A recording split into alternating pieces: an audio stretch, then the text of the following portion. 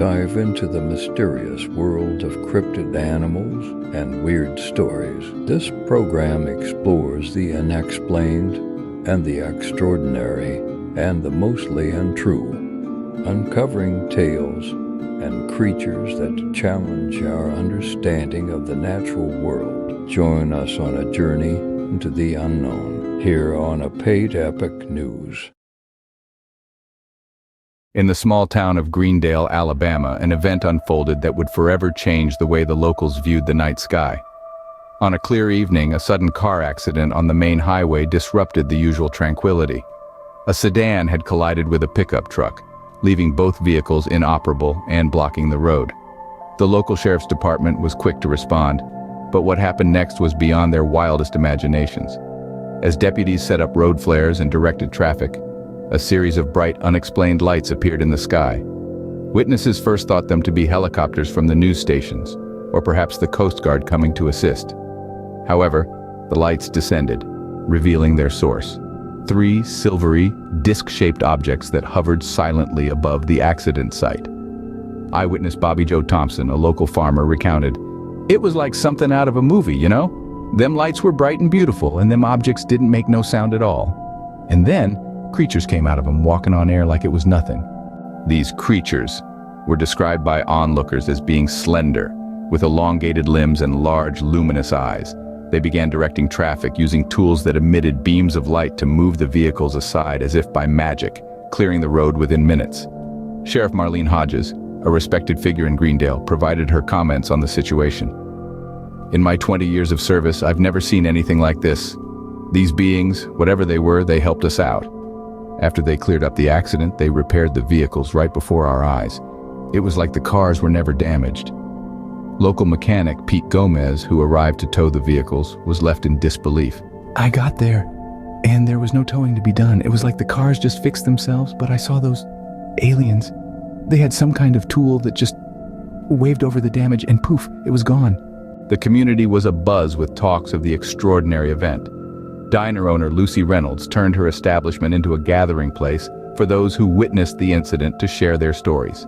People needed to talk, to share what they saw. It's not every day you get aliens fixing cars and directing traffic in Alabama. The local news stations attempted to cover the event, but strangely, all footage of the aliens and their ships turned out blurry and indistinct. Skeptics dismissed the incident as a mass hallucination, but for those who were there, the experience was undeniably real. In the days following, life in Greendale slowly returned to normal, but the memory of that night lingered. Sheriff Hodges summed up the community's sentiment. "I don't know if we'll ever see those beings again, but I'm grateful for their help. They might be from another world, but they showed us a kind of kindness and intelligence that's universal. Greendale will always remember the night we had extraterrestrial traffic cops." I'm Bobby Fibber, reporting for APATE Epoch News. In the heart of New York, amidst the bustling streets and towering skyscrapers, there was a cosmetology school known for transforming ambitious students into skilled artists of the beauty industry. Among these students was Luna, a young woman with a secret that set her apart from her peers. She was a werewolf. Luna had always been passionate about hairstyling, and there was one challenge she was determined to master: the perfect poodle cut. Luna's journey was not without its hurdles. Being a werewolf, she had an unrivaled sense of touch and an acute attention to detail, skills that served her well in her pursuit. However, her transformations during the full moon made it difficult to attend classes regularly, forcing her to practice during the night in the solitude of her apartment. Her classmates were initially unaware of her true nature, but they couldn't help but notice Luna's dedication. "I've never seen anyone so committed," said Jasmine, a fellow student. "She practices more than any of us, always striving to perfect her techniques. There's something almost magical about the way she handles the scissors and comb." Miss Delaney, the school's most esteemed instructor, recognized Luna's talent early on. "Luna has a gift," she often remarked. "Her ability to sculpt hair into art is unparalleled, but what truly sets her apart is her determination. She's not just here to learn, she's here to master." The true test of Luna's skills came when the school hosted its annual styling competition. The challenge was to create the most exquisite poodle cut, a task that required precision, creativity, and a deep understanding of the canine form. Luna saw this as her opportunity to shine, to prove not just to her peers, but to herself that she could overcome any obstacle. The competition was fierce, with students from all classes bringing their best work to the table. But when Luna presented her model, a perfectly groomed poodle with curls so precise and voluminous they seemed to defy gravity, the room fell silent in awe.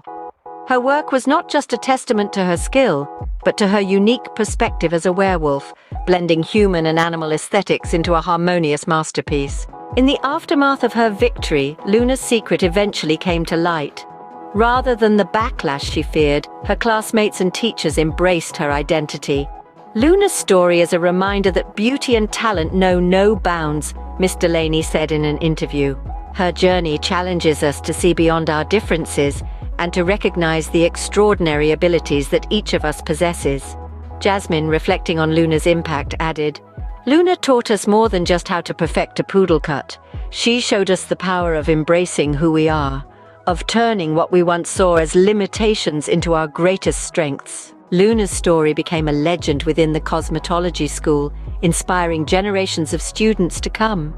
Her journey was a testament to the idea that with passion, perseverance, and a willingness to embrace one's true self, there are no limits to what can be achieved.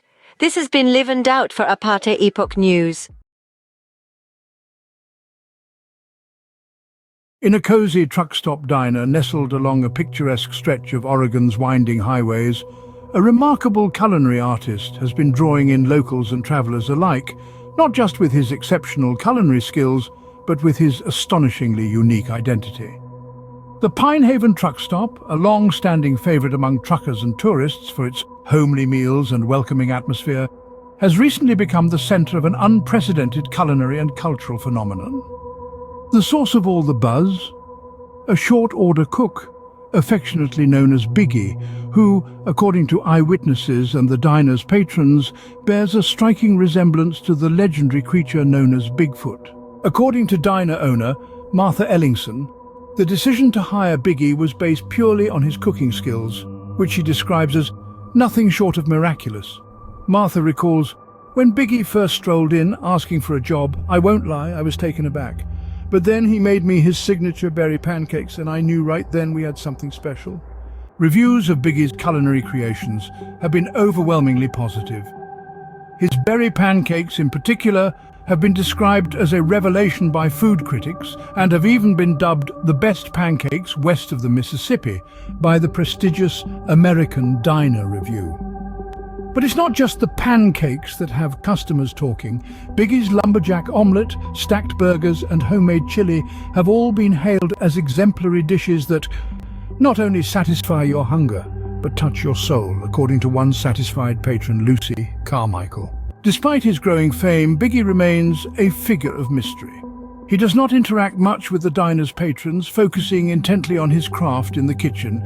However, Martha notes that he has a gentle demeanor and a passion for cooking that shines through in every dish he prepares.